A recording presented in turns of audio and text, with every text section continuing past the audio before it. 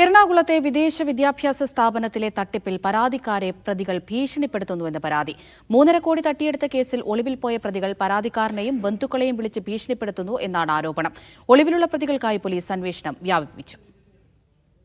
2 മാസം മുൻപായിരുന്നു കണക്കുകളിൽ കൃത്രിമത്വം കാണിച്ച് 3.5 കോടി രൂപയോളം തട്ടിയെടുത്തുവെന്ന് വിദേശ വിദ്യാഭ്യാസ സ്ഥാപനമായ എംപയർ ഓവർസീസ് എഡ്യൂക്കേഷൻ സ്ഥാപന ഉടമ പരാതി നൽകിയത്. തുടർന്ന് സൗത്ത് പോലീസ് കേസ് രജിസ്റ്റർ ചെയ്യുകയും മുഖ്യപ്രതിയെ പിടികൂടുകയും ചെയ്തിരുന്നു. ഒളിവിൽ പോയ കൂട്ടുപ്രതികൾക്കായി പോലീസ് അന്വേഷണം വ്യാപിപ്പിക്കുകയും ചെയ്തു. ഇതിനിടയിലാണ് പരാതിക്കാരനെയും കുടുംബാംഗങ്ങളെയും സ്ഥാപനത്തിലെ മറ്റു ജീവനക്കാരെയും ഒളിവിലിരുന്ന പ്രതികൾ ഭീഷണിപ്പെടുത്തുന്നുവെന്ന പരാതി. വിദേശ നമ്പറുകളിൽ നിന്നടക്കം ഭീഷണി സന്ദേശങ്ങൾ വരുന്നുവെന്നും പരാതിയുണ്ട്. ആൻറ്റിസിപ്പേറ്ററി ബെയിൽ ക്യാൻസലായിട്ടും ആൻറ്റിസിപ്പേറ്ററി ബെയിലിന് ഡിസിഷൻ വെയിറ്റിംഗ് ആയിട്ട് ഒരുപാട് പേരുണ്ട്. 13 പ്രതികളുള്ള ഒരു കേസാണത്.